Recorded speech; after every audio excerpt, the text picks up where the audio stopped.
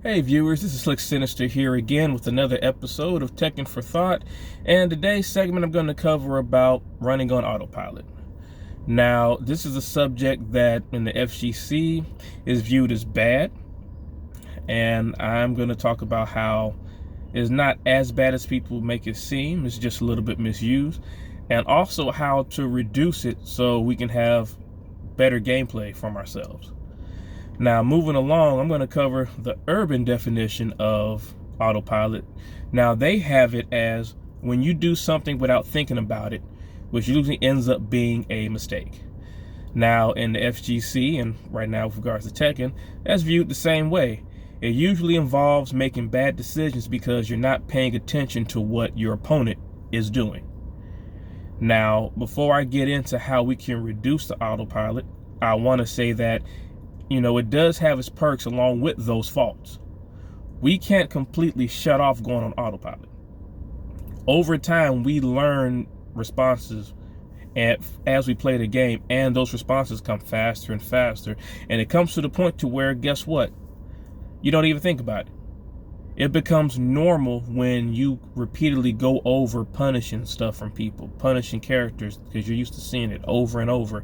It becomes muscle memory and into your brain that, hey, this is punishable. Do it. You don't even think about doing the punishment. It just comes out. Same thing with combos. Over time, you do these combos so much, if you are doing it that way, that it becomes natural when not only does the combo land, or if it's confirmed, you're already trying to do it.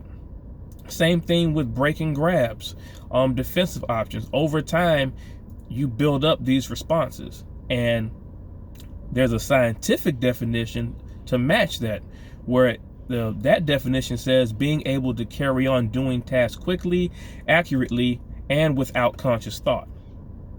So you can build up all those responses in a good way, and that's considered autopilot.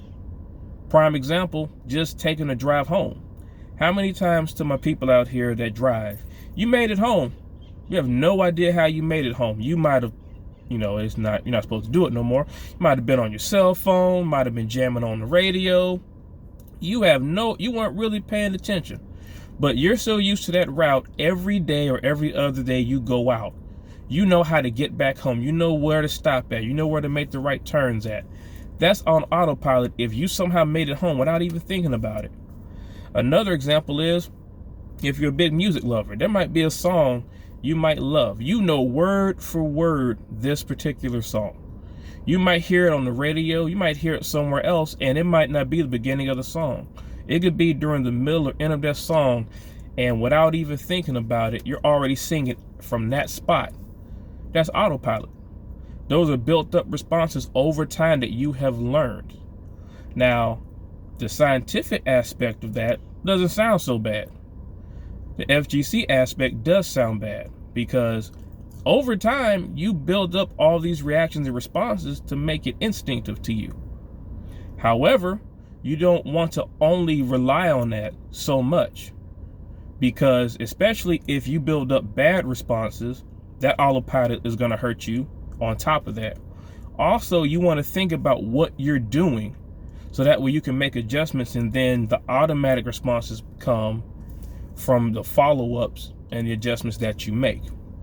So how do we reduce going into autopilot so much? The number one big thing, and it's a simple answer but hard to do, is pay attention. That's it. Pay attention.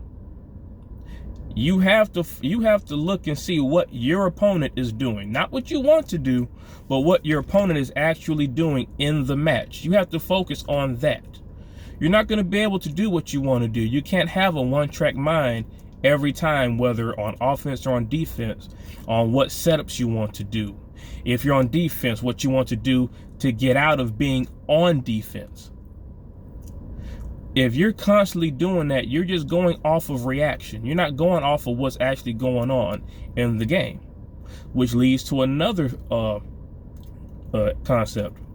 Understanding what your options are. You have to know what your options are in this game with your character, whether something hits, something's blocked, what you get off a grab, that you get off of follow-ups, even hitbox property. Sometimes you might do a move, it might leave a little space, you might can bait somebody, etc. You have to know that, because as you play somebody, sometimes you might want to go for a follow-up that it's not working on them. Now, it might not work on it because they may know how to get around that, or they may not care. So the autopilot aspect of, okay, you know what follow-ups you get if something lands, you need to start tweaking and making adjustments based on what your opponent is giving you.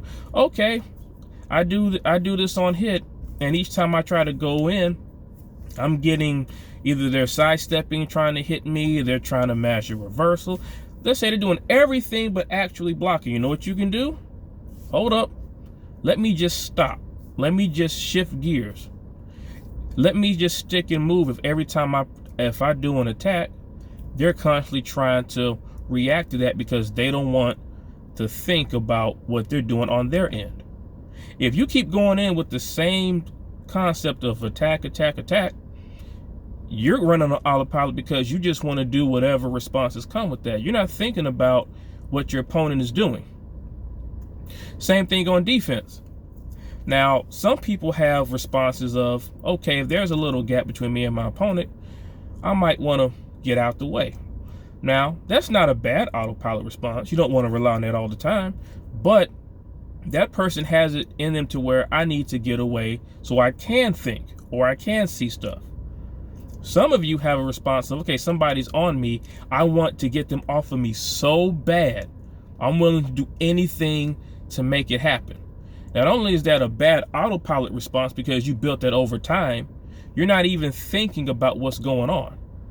In regard to that, you need to be able to you got to force yourself, and a lot of learning this game is going to involve you forcing yourself out of these habits. You're going to have to force yourself to actually sit there and look at what's going on. Now, is it frustrating to do? Yeah. Is it annoying? Yeah. But you want to get over time the habit of seeing stuff and making those adjustments, because that's how you last long enough to win rounds and win matches, if you're actually paying attention to what's going on. I've mentioned this before in another video, that you're going to have to do this stuff till you're sick and tired of doing it, or it becomes natural for you to do it. When it comes to being an autopilot, you can rely on as far as like follow-ups or like setups, but you got to know when to actually see what's going on so you can actually adapt and make adjustments. That's what separates a lot of intermediate players from the advanced players. People know their setups and know what they want to do, but when it comes time to making exchanges in that neutral game, people aren't paying attention to each other. That's why you get these comments from people, oh man, they love pressing buttons on me. Man, they don't know what they're doing. They don't play with respect. What does that mean? All I hear is they're doing stuff and I'm not making the adjustments to them. I want to do what I want to do. I want to use this autopilot. I don't want to make the adjustments. Or someone to tell you this answer, oh, all you have to do is just space it out and sidestep. Okay, so every time you have a situation, you just space out and sidestep. That might be kind of good, but at a certain level, that can also be just as bad as what you just told somebody else. Somebody might clip you every time because you're so committed to trying to space or sidestep and keep on going. The whole purpose is, for me right now, autopilot is not bad. You don't want to do it a lot. You want to have those automatic responses when need be, but you want to constantly be aware of what's going on in the match. Now, we're not perfect, we're not robots. Everybody tends to fall in these patterns. That's why I mentioned having these good habits built in to where they are automatic. Your top players, they have automatic responses to stuff, but it's seldomly used. If you keep having these bad habits, and if you're so focused on only doing those things, autopilot is going to hurt you. You want it to help build your gameplay. You don't want it to break it. Now, that's it for today's segment. I appreciate you guys taking the time out to look at me. You know, hit the subscribe button, hit a notification. I have more things coming. You know, actual logos, probably better formats. This is Slick Sinister, and I appreciate you for your time. Thank you.